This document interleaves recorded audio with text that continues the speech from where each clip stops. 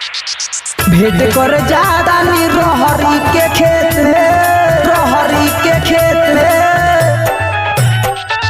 DJ Amit Tiwari अपहर।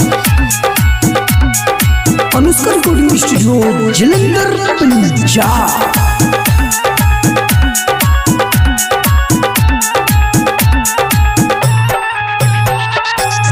नया साल आ गइल, खुशी हाल आ गइल, नया नया होई माल के पटाई हनी, नया नया होई माल के पटाई हनी। नया साल आ गइल, खुशी हाल आ गइल, नया साल में ही नया नया माल आ गइल। ए यारवा जातानी भेंट कर चलबे तो चल ना तो रह जो यही जा, चलबे तो चलना।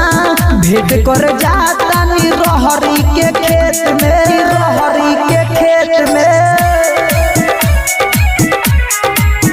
Mix by Blast Records Bhojpuri. DJ Amit Tiwari अपहर। साल भर भइल बाटे देखो नया साल हो, ग्रीटिंग कार्ड देवे खातिर मन बेहाल हो, ग्रीटिंग कार्ड देवे खातिर मन बेहाल हो। साल भर भइल बाटे नया सुनो साल हो, ग्रीटिंग कार्ड देवे खातिर मन बेहाल हो। होते सवेरे हमर मलिया बोलावे, जातानी भाई हम पिकनिक मनावे, जातानी भाई हम पिकनिक मनावे। अरे जखनी मॉल संगे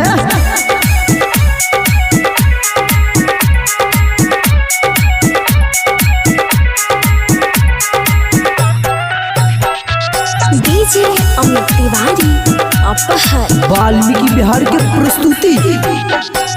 हैप्पी न्यू ईयर बोले वाल्मीकि, होलू गुंजन बोलतावे हर बोली, होलू गुंजन बोलतावे हर बोली।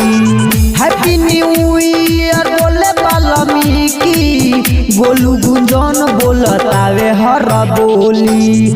नया हो साल में हो नया माल पटोइनी, जातानी भेंट करे मलिया से खेत में, जातानी भेंट करे मलिया से खेत में, जातानी रे नत जो।